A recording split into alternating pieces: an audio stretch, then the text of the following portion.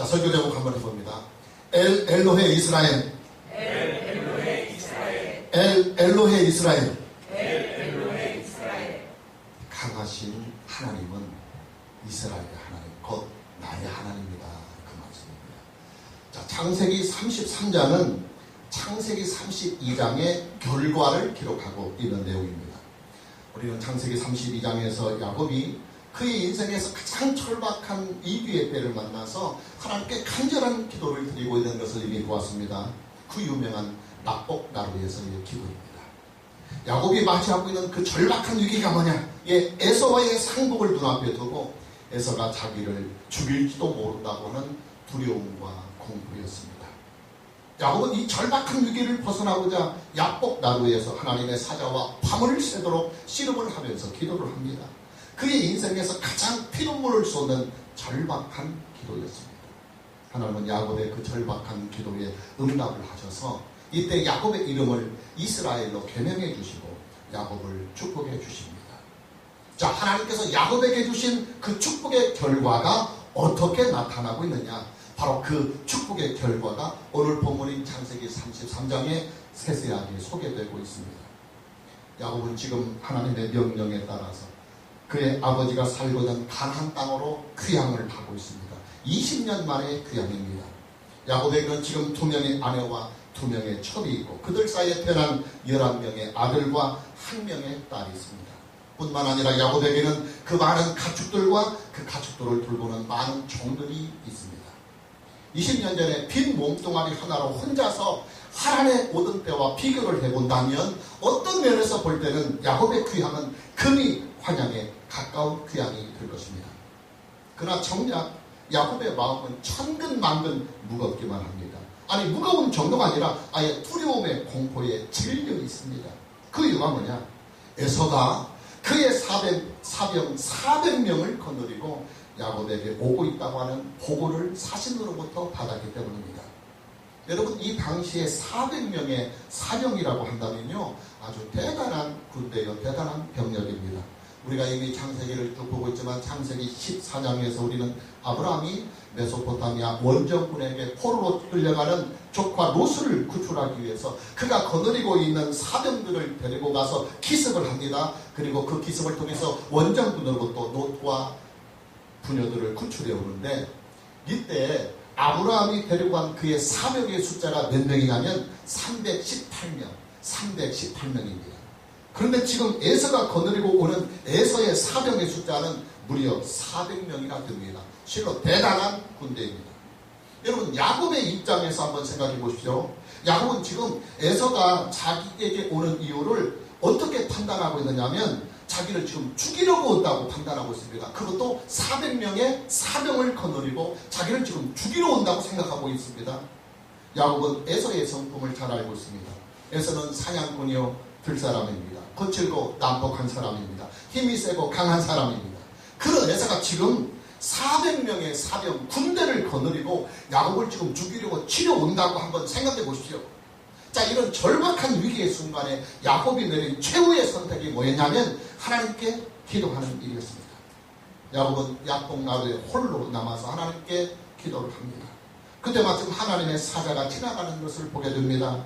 야곱은 하나님의 사자를 붙들고 씨름을 하면서 축복해달라고 간구합니다. 밤이 새도록 말입니다. 하나님의 사자는 야곱의 허벅지 관절을 쳐서 옛날에는 황도뼈라고 번역을 했습니다. 야곱의 그 끈질긴 몸싸움으로부터 벗어나게 됩니다. 그리고 하나님의 사자는 야곱을 축복합니다. 야곱의 이름을 이스라엘로 새롭게 개명해 주시고 야곱이 그토록 구하는 축복을 그 자리에서 선언해 줍니다. 자, 그 축복의 결과가 어떻게 나타났느냐? 에서의 변화로 나타나고 있습니다. 자, 하나님께서 에서의 마음을 얼마나 녹여놓으셨는지 오늘 본문 말씀을 함께 만나봅니다. 4절 본문입니다. 에서가 달려와서 그를 맞이하여 안고 목을 어긋 맞추어 그와 입 맞추고 서로 운이라 그랬습니다. 고대 사회에서요, 헤어졌던 형제를 다시 만나게 되었을 때 그 반가움과 감격을 어떻게 표현하느냐 하면 본문 4절 말씀이 있는 그대로 표현합니다. 기쁨에 반가움에 달려가서 헤어졌던 형제를 끌어안고 맞이하며 목을 어긋맞추어 인사를 하고 입을 맞추고 기쁨과 감사의 눈물을 흘리는 것이 그 당시에 오랫동안 헤어졌다가 다시 만나는 형제들이 서로 즐겁게 만나는 상봉의 그대로의 리얼한 모습입니다. 그런데 지금 에서가 야곱을 맞이하고 있는 행동들과 그 태도를 보면 에서는 지금 진심으로 야곱을 형제의 우애로 맞이하고 있는 것을 본문을 통해서 볼 수 있습니다.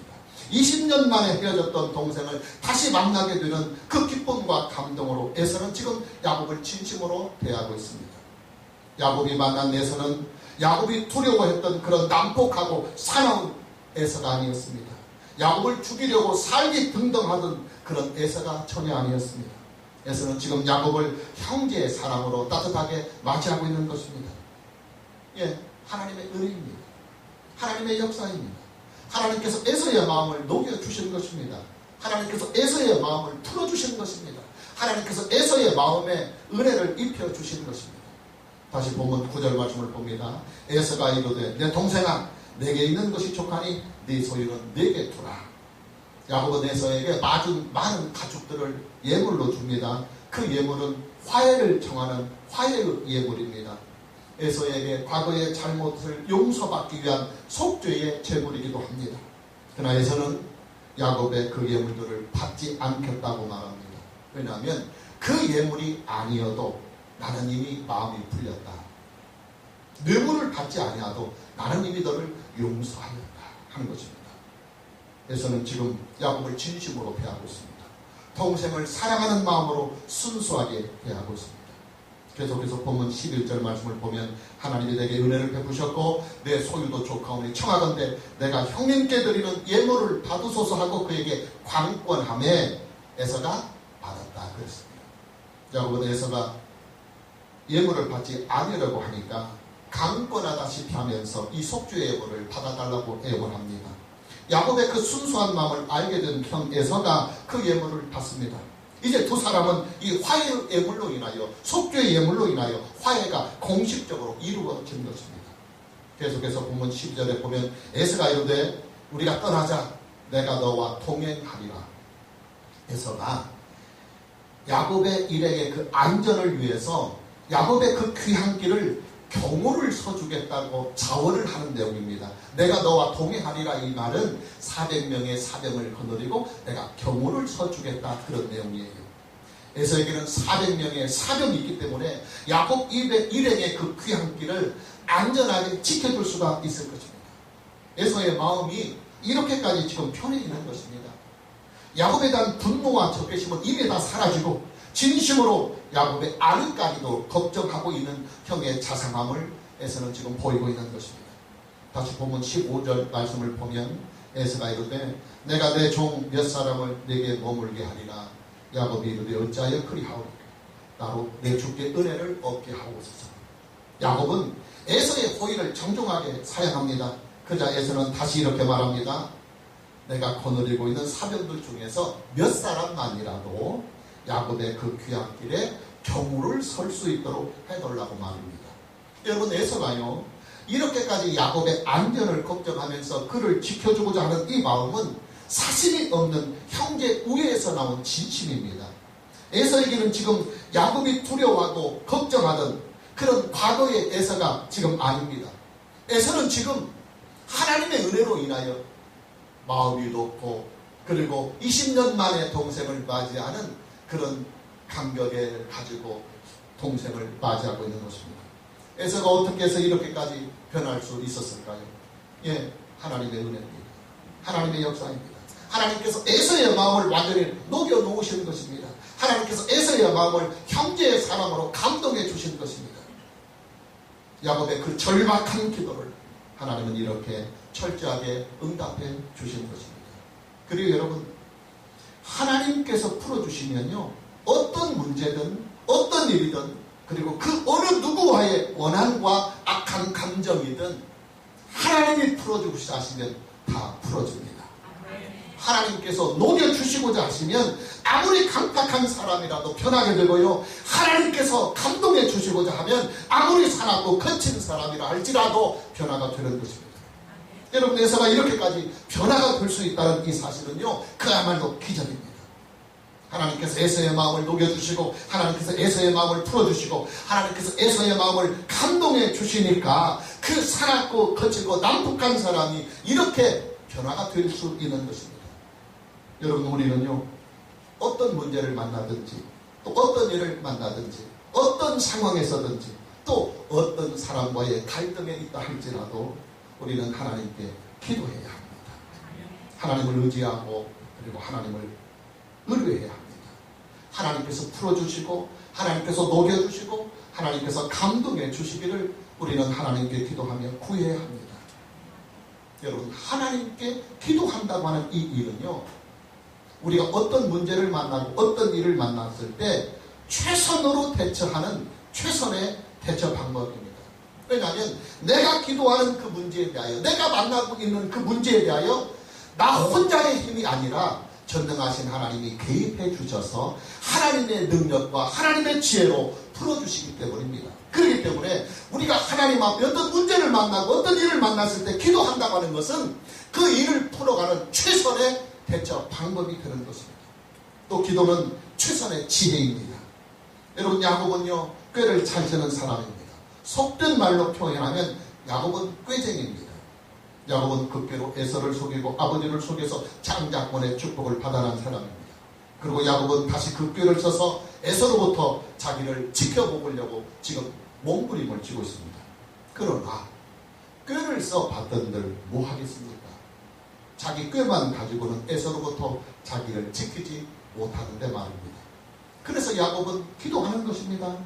자기가 가지고 있는 모든 꾀를 다 써봐도, 자기가 가지고 있는 모든 물질로 뇌물 공세를 한다 할지라도 에서의 400명의 그 사정들로부터 자기를 지킬 수 없다고 판단이 서니까 그는 하나님께 절박한 심령으로 기도하면서 하나님께서 에서의 마음을 풀어주시도록 은혜를 구한 것입니다.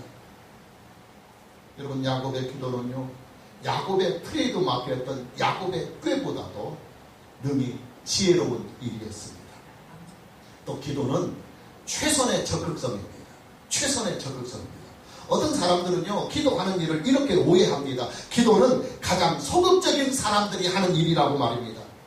네가 기도할 그 시간에, 네가 기도할 그 열정으로 문제에 부딪혀서 직접 해결해 보라고 그렇게 권하는 사람들도 우리들 주변에 많이 있습니다. 그러나 여러분, 기도하는 일은요, 그 어떤 일보다도 가장 적극적인 방법입니다. 더군다나 야곱처럼 이렇게 밤이 새도록 기도하고 허벅지 관절이 어긋나면서까지 하나님의 사자를 붙들고 기도하는 일은요, 가장 적극적인 대처 방법이고 가장 최선의 대처 방법입니다. 오늘 저와 여러분 모두에게도 우리가 만나는 모든 문제, 모든 사건, 모든 일들에 대하여 가장 먼저 기도하는 은혜가 있기를 주님의 이름으로 축복합니다. 두 번째로 하나님의 은혜가 야곱을 믿음의 사람으로 지금 세워가고 있습니다. 하나님의 은혜가 야곱을 믿음의 사람으로 세워가고 있습니다.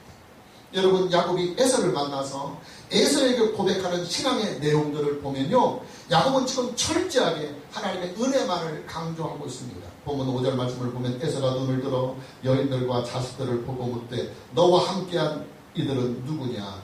야곱이 이르되 하나님이 주의 종에게 은혜로 주신 자식들입니다.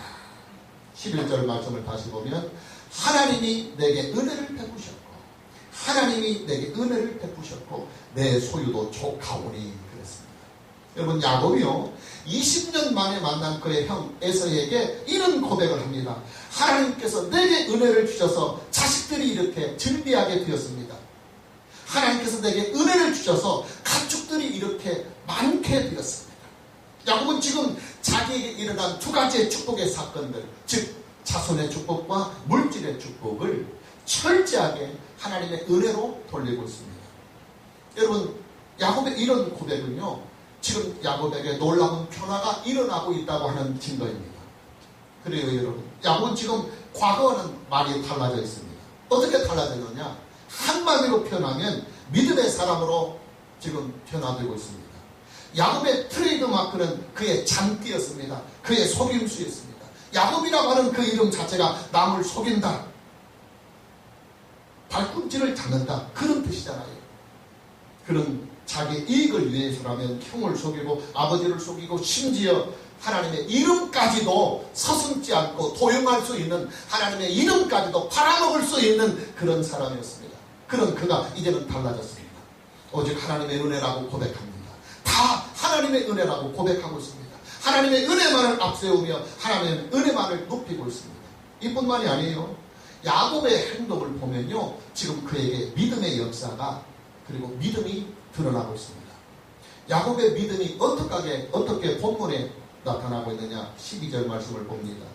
에서가 이르되 우리가 떠나자, 내가 너와 동행하리라. 에서는 야곱에게 경호를 서주겠다고 자청을 합니다. 야곱의 귀향길에 혹 있을지도 모르는 수많은 약탈자로부터 야곱을 지켜주기 위한 친절한 배려입니다. 그러나 야곱은 에서의 그 호의를 존중하게 사양을 합니다. 그러자 에서는 다시 야곱에게 이렇게 배려를 합니다. 15절 보면 에서가 이르되 내가 내 종 몇 사람을 내게 머물게 하리라. 에서가 거느리고 있는 사병 몇 명이라도 남게 해서 야곱 일행의 경호를 서게 해달라고 하는 그런 말입니다. 그러나 야곱은 에서의 이런 호의마저도 정중하게 사양을 합니다. 자, 야곱이 에서의 호의를 왜 사양하고 거절했을까요? 어떤 사람들은 야곱이 에서를 못 믿어서 그랬다, 그렇게 본문을 해석하는 사람들도 가끔씩 엉뚱하게 있습니다. 그러나 그게 아닙니다. 야곱은요, 그가 믿고 의지할 수 있는 그의 경호원들이 따로 있었기 때문입니다. 야곱이 믿는 그 경호원들이 누구냐? 바로 하나님의 군대입니다. 우리는 지난 시간 창세기 32장 1절과 2절 말씀에서 소개하고 있는 마하나임 하나님의 군대를 보았습니다. 다시 참고구절로 창세기 32장 1절과 2절 말씀을 보면 야곱이 길을 가는데 하나님의 사자들이 그를 만난지라. 야곱이 그들을 볼 때 이르기를 이는 하나님의 군대라 하고 그 땅 이름을 마하나임이라 하였다고 그랬습니다. 야곱은 이미 하나님의 군대를 만났습니다.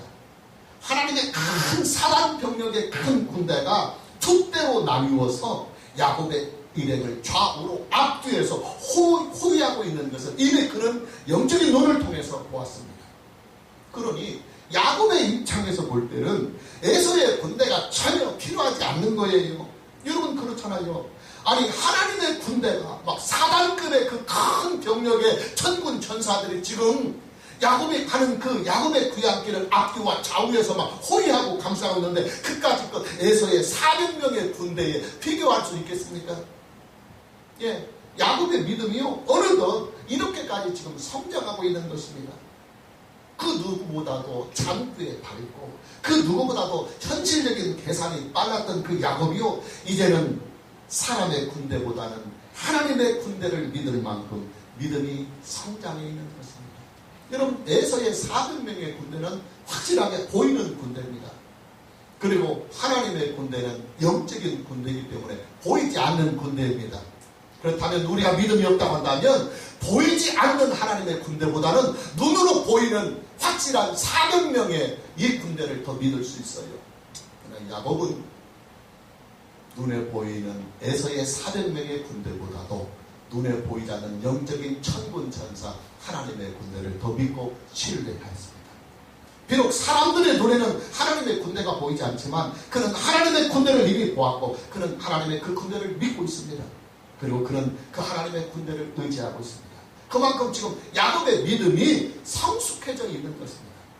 중요한 것은 야곱의 이런 믿음이 어떻게 그 창고에 밟고 그렇게 속임수에 밟은 그에게 어떻게 들어갈 수 있었느냐 하는 것입니다.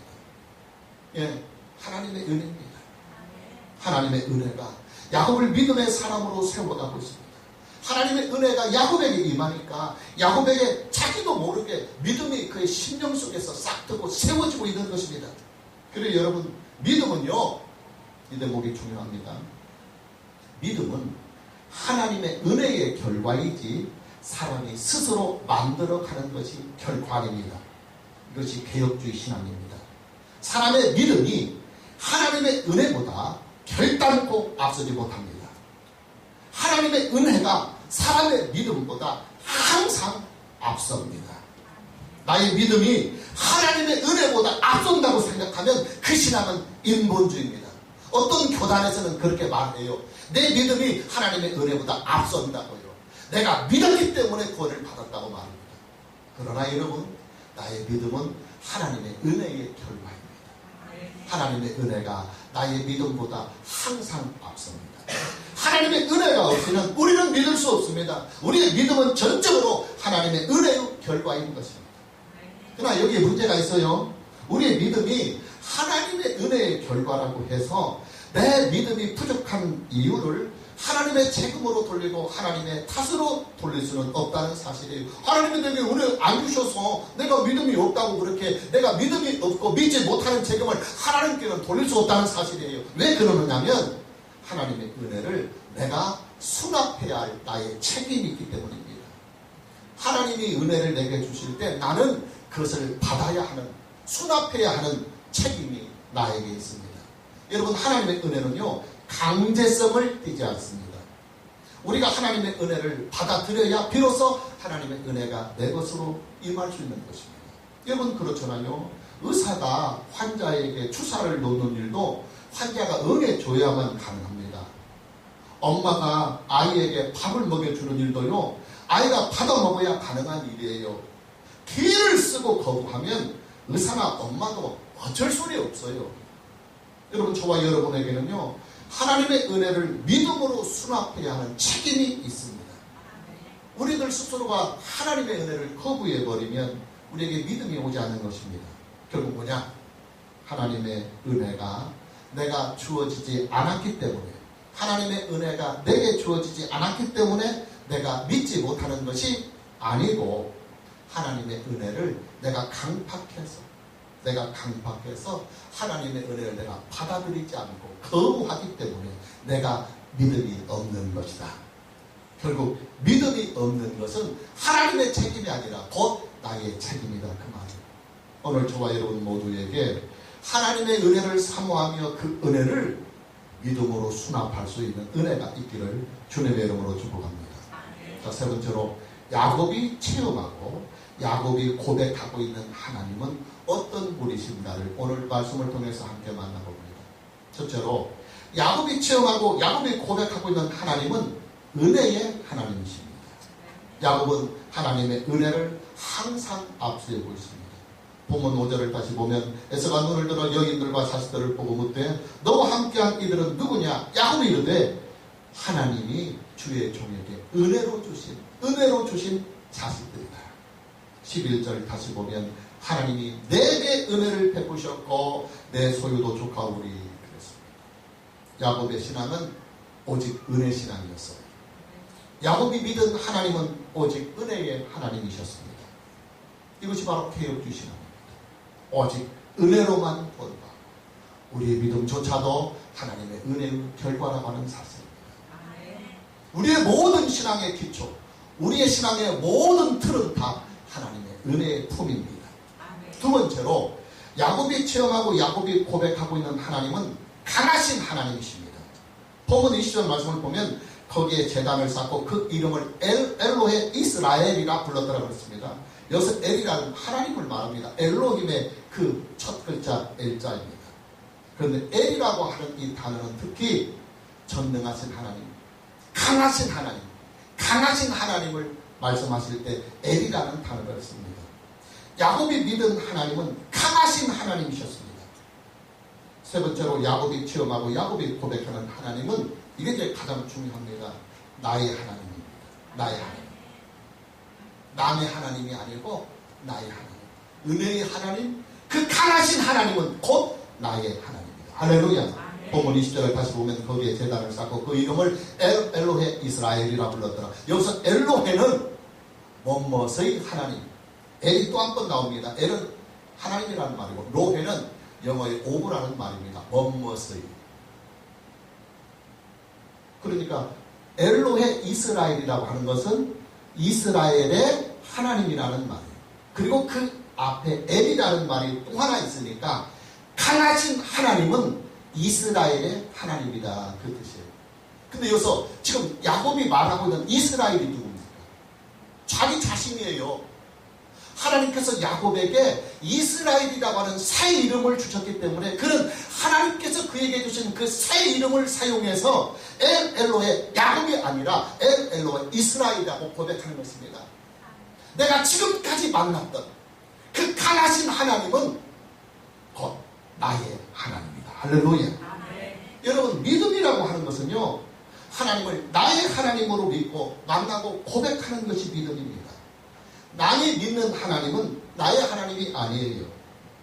여러분, 많은 사람들이 기독교 밖에서 예수님을 뭐라고 보고 있습니까? 예수는 교회 다니는 사람들, 기독교인들의 예수고, 하나님은 기독교인들의 하나님이지 나의 하나님이 아니고 나의 예수가 아니라고 세상 사람들은 말합니다. 그러나 예수님을 믿는 저와 여러분들에게 예수는요, 나의 예수입니다. 나의 구주요, 나의 주님이십니다. 그리스도 예수 안에서 하나님 우리 아버지를 믿는 저와 여러분은 하나님은 나의 하나님이요, 그리고 나의 아버지이신 것입니다. 여러분, 신앙과 불신앙의 차이가 거기에 있어요. 하나님은 언제나 그 자리에 계셔요. 하나님은 인정하든 인정하지 않든 하나님으로 존재하고, 예수 그리스도는 사람이 인정하든 인정하지 않든 만인의 구세주로 존재합니다. 그런데 그 전능하신 하나님을 나의 하나님으로 믿을 때 하나님은 나의 하나님이 되는 것이고, 세상을 구원하신 예수 그리스도를 나의 주님으로 믿게 될 때에 구주 되신 그리스도는 나의 구속의 주님이 되는 것입니다. 이것이 바로 신앙입니다. 남이 아무리 잘 믿는 거 구경하고 남이 아무리 축복받는 거 구경해도 그건 신앙이 아닙니다. 그 하나님을 내가 믿어야 합니다. 그 예수 그리스도를 내가 만나야 합니다. 오늘 저와 여러분 모두에게 은혜의 하나님을, 강하신 하나님을 나의 하나님으로 믿고 나의 하나님으로 고백하고 나의 하나님으로 만나고 경험하는 은혜가 있기를 축복합니다. 세상을 구원하는 구세주 되신 우리 주 예수 그리스도를 나의 구속의 주님으로 믿고 나의 믿음의 주님으로 믿고 고백하며 만나며 그 안에서 예수 그리스도와 함께하는 놀라운 구속의 은혜의 축복이 있기를 주님의 이름으로 축복합니다. 찬양합니다.